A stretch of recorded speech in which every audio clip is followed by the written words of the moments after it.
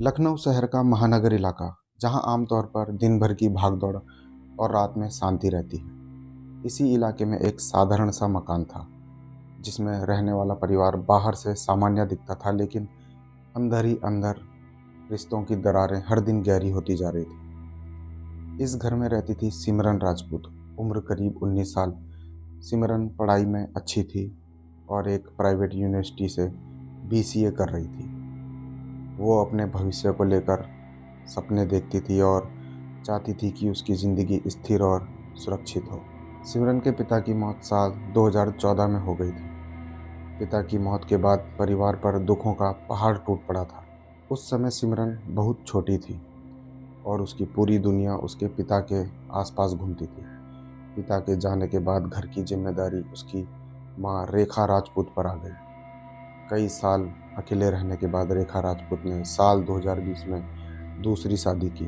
उन्होंने शादी की विकास चंद पांडे नाम के एक व्यक्ति से। विकास की उम्र उस समय करीब 32 साल थी।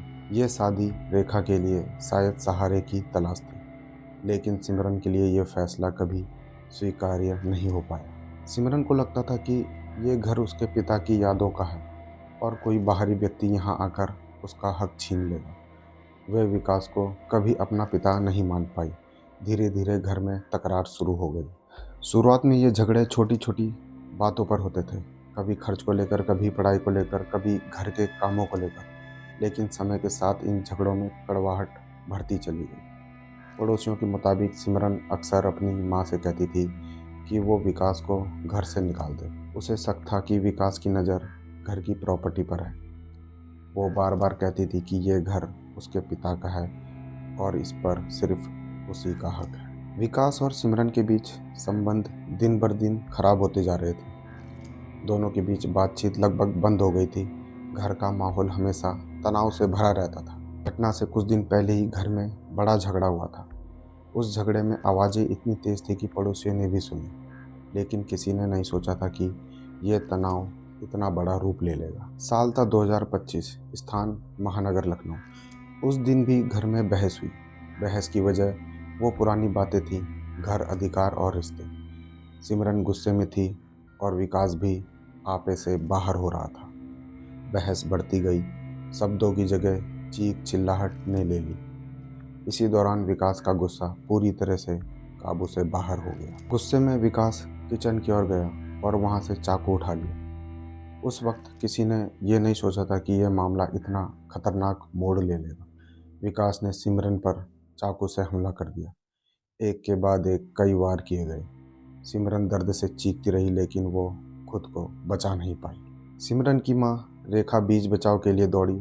उन्होंने अपनी बेटी को बचाने की कोशिश की, लेकिन विकास ने उन्हें भी धक्का दिया और चाकू से हमला कर दिया। रेखा खुद भी घायल हो गई। घर में खून फैल चुका था। सिमरन गंभीर रूप से घायल होकर जमीन पर गिर पड़ी। शोर सुनकर पड़ोसी इकट्ठा हुए। किसी ने तुरंत पुलिस को फ़ोन किया और किसी ने एम्बुलेंस को बुलाने की कोशिश की। सिमरन को तुरंत अस्पताल ले जाया गया, लेकिन डॉक्टरों ने उसे वहां मृत घोषित कर दिया। मां रेखा का इलाज अस्पताल में किया गया। उनकी हालत स्थिर बताई गई। सूचना मिलते ही पुलिस मौके पर पहुंची। घर को सील किया गया और फॉरेंसिक टीम ने सबूत जुटाए। खून से सना चाकू पुलिस ने बरामद कर लिया। पुलिस ने मौके से ही विकास चंद पांडे को गिरफ्तार कर लिया। पूछताछ में उसने गुस्से में वारदात को अंजाम देने की बात कबूल की।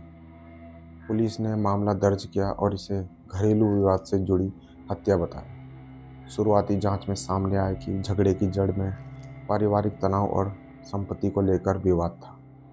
सिमरन की मौत से इलाके में सनसनी फैल गई। हर कोई यही कह रहा था कि अगर समय रहते परिवार की समस्या सुलझ जाती तो शायद एक मासूम की जान बच सकती थी। पुलिस ने आरोपी के खिलाफ आईपीसी धारा 302 हत्या और अन्य संबंधित धाराओं में केस दर्ज किया। मां पर हमले के मामले में अलग धाराएं जोड़ी गई। पोस्टमार्टम की रिपोर्ट में साफ हुआ कि सिमरन की मौत चाकू के कई गंभीर वारों के कारण हुई थी। कोर्ट और सज़ा की स्थिति अभी यह है कि इस केस में अभी ट्रायल चल रहा है। अंतिम कोर्ट का फैसला और सज़ा अभी घोषित नहीं हुई है। आरोपी जेल में न्यायिक हिरासत में है। चार्जशीट दाखिल हो चुकी है, प्रक्रिया में है।